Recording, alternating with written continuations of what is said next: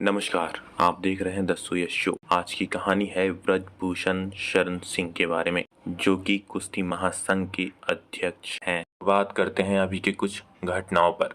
दिल्ली में जंतर मंतर पर भारतीय कुश्ती के कई दिग्गज पहलवान बुधवार से विरोध प्रदर्शन कर रहे हैं। इन खिलाड़ियों का आरोप है कि कुश्ती संघ उनका शोषण कर रहा है। इन पहलवानों ने भारतीय कुश्ती संघ के अध्यक्ष ब्रजभूषण सिंह पर कुश्ती संघ को मनमाने तरीके से चलाने का आरोप लगाया है। एशियन गेम्स और राष्ट्रीय मंडल खेल में भारत को कई पदक दिलाने वाले महिला कुश्ती खिलाड़ी विनेश फोगाट ने कुश्ती महासंघ के अध्यक्ष ब्रजभूषण शरण सिंह पर कई लड़कियों के यौन उत्पीड़न का आरोप लगाया है। उनकी कहानी शुरू करते हैं। ब्रजभूषण सिंह की गिनती दबंग नेताओं में होती है। वे उत्तर प्रदेश के गोंडा के रहने वाले हैं और केसरगंज लोकसभा निर्वाचित क्षेत्र से बीजेपी के सांसद हैं। छात्र जीवन से ही राजनीतिक तौर पर बेहद सक्रिय रहे ब्रजभूषण सिंह का युवा जीवन अयोध्या के अखाड़ों में गुजरा। पहलवान के तौर पर वे खुद को शक्तिशाली कहते हैं। कॉलेज के दौर में ही वे छात्र संघ के अध्यक्ष चुने गए और यहां से शुरू होता है उनकी सक्रिय राजनीतिक जीवन का आगाज। वही बात करें तो लोकसभा चुनाव की, तो उन्हें पहली बार उन्होंने 1991 में इलेक्शन लड़ा और वो इलेक्शन में जीत हासिल की। उसके बाद 1999, 2004, 2009, 2014 और 2019 में भी लोकसभा के लिए चुने गए। कुल मिलाकर वो 6 बार लोकसभा के लिए चुने गए हैं। ब्रजभूषण सिंह 2011 से ही कुश्ती महासंघ के अध्यक्ष भी हैं। 2019 में वे कुश्ती महासंघ के तीसरी बार अध्यक्ष चुने गए थे। 1988 से वे बीजेपी से जुड़े और पहली बार 1991 में रिकॉर्ड मतों से सांसद बने। हालांकि बीजेपी के साथ मतभेद के चलते उन्होंने पार्टी छोड़ दी थी और 2009 के लोकसभा चुनाव में वे सपा के टिकट पर केसरगंज से ही जीत हासिल की। इसके बाद से वे एक बार फिर 2014 के लोकसभा चुनाव में पहले बीजेपी में शामिल हो गए। उसके बाद के वर्षों में ब्रजभूषण शरण सिंह का प्रभुत्व गोंडा के साथ साथ बलरामपुर, अयोध्या और आसपास के जिलों में बढ़ता गया और वे 1999 के बाद से अब तक एक भी चुनाव नहीं हारे हैं।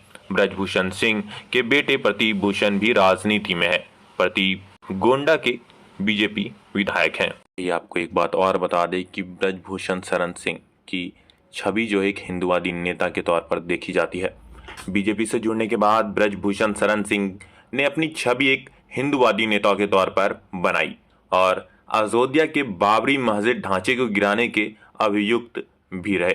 हिंदुत्व राजनीति के मुखर समर्थक रहे ब्रजभूषण सिंह का नाम बीजेपी के गद्दावर नेता लाल कृष्ण आडवाणी के साथ 39 अभियुक्त में शामिल था, जिन्हें 1992 में अयोध्या में बाबरी मस्जिद के ढांचे को गिराने का जिम्मेदार माना गया था। हालांकि सितंबर 2020 में कोर्ट ने उन्हें सभी आरोपों से बरी कर दिया। गोंडा के स्थानीय लोग बताते हैं कि ब्रजभूषण सिंह सक्रिय राजनीतिक में उतरने से पहले कुश्ती प्रतियोगिता आयोजन कराया करते थे।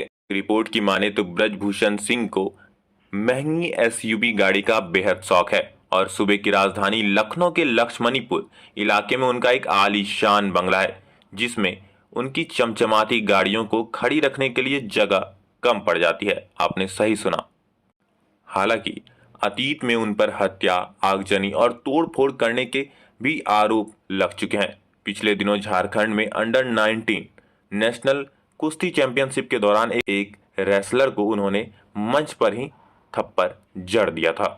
हुआ यूं था कि वो चैंपियनशिप 15 साल से कम उम्र वाले के लिए थी और जिस खिलाड़ी को उन्होंने थप्पड़ मारा था उनकी उम्र कुछ अधिक थी। इसलिए आयोजनों ने उन्हें प्रतियोगिता में शामिल होने की अनुमति नहीं दी। इसके बाद वे उसकी शिकायत लेकर मंच पर चले गया। तब उनकी भारतीय कुश्ती संघ के अध्यक्ष ब्रजभूषण सिंह से कुछ बहस हुई और इसके बाद सांसद ने उन्हें मंच पर ही थप्पड़ मार दिया। भारतीय कुश्ती महासंघ के अध्यक्ष ब्रजभूषण सिंह ने कॉन्ट्रास्ट सिस्टम कुश्ती में लाया था। उनका मानना था चाहे राष्ट्रीय स्तर के टूर्नामेंट हो या अंतर्राष्ट्रीय, चाहे सीनियर टूर्नामेंट हो या जूनियर, भारतीय कुश्ती महासंघ के अध्यक्ष बनाए जाने के बाद ब्रजभूषण सिंह हर मंच पर एक प्रशासक के रूप में हमेशा दिखते रहे। अपने हाथ में माइक्रोफोन लेकर वे अक्सर रेफरी को सलाह देते दिखते, तो कभी जजों को रूल बुक समझाते भी नजर आते जाते। ये ब्रजभूषण सिंह ही है जिन्होंने कुश्ती में अनुबंध व्यवस्था यानी कॉन्ट्रास्ट सिस्टम की शुरुआत की। 2018 में लागू की गई इस व्यवस्था के तहत खिलाड़ियों को अलग अलग ग्रेड में रखते हुए 1 साल की अनुबंध दिया जाता है।